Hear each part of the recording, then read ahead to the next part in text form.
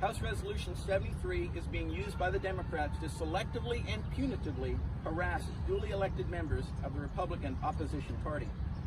Even in the face of this egregious treatment of fellow members of the Republican Party, I respectfully worked with the House Ethics Committee to appeal these fines and to resolve this issue cordially and professionally, as did my fellow Republican colleagues who were also harassed. Unfortunately, the committee's Democrat wing has chosen a partisan and prejudiced path in its review process. Our nation was founded on the principle of innocent until proven guilty, and a person cannot be fined and have their salary forcibly taken without due process of law. But not so with Speaker Pelosi's Ethics Committee under House Resolution 73, where you are assumed guilty until you prove yourself innocent. This is simply un-American.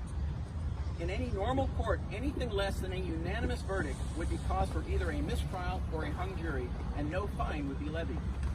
Even in an impeachment, it requires a majority vote to impeach in the House and a 2/3 or greater vote in the Senate to fine for anything other than innocence.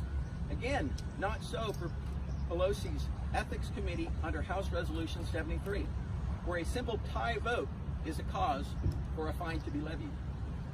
In baseball, a tie goes to the runner, and on the House floor, a tie vote does not advance a bill, it fails. So why does a tie vote advance a fine? Because in Speaker Pelosi's House Resolution 73 game, a tie goes to the Democratic Party and a fine goes only to the Republicans. This is a direct assault on a foundational legal principle of our republic, and it should cause great alarm in all of us. The Republicans on the Ethics Committee stayed true to the Constitution and opposed this unconstitutional rule in every appeal brought before them to date, whether Republican or Democrat. But it has been disappointing to watch the Sergeant at Arms fail to issue a fine to Speaker Pelosi after incontrovertible video evidence showed that she violated her own rules. It was just as disappointing to witness Ethics Committee Democrats switch their vote and pardon their own whip, Jim Clyde, for his violation in a biased rubber stamp flip-flop.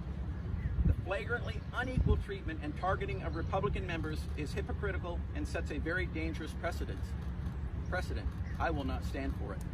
I came here to serve the people of the 9th District of Georgia, and I will not be deterred by Speaker Pelosi's political posturing and abuse of power.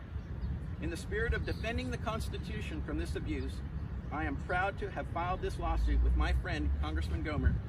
We will seek our justice in court, as there is none to be had in the People's House under the corrupt rule of Speaker Pelosi.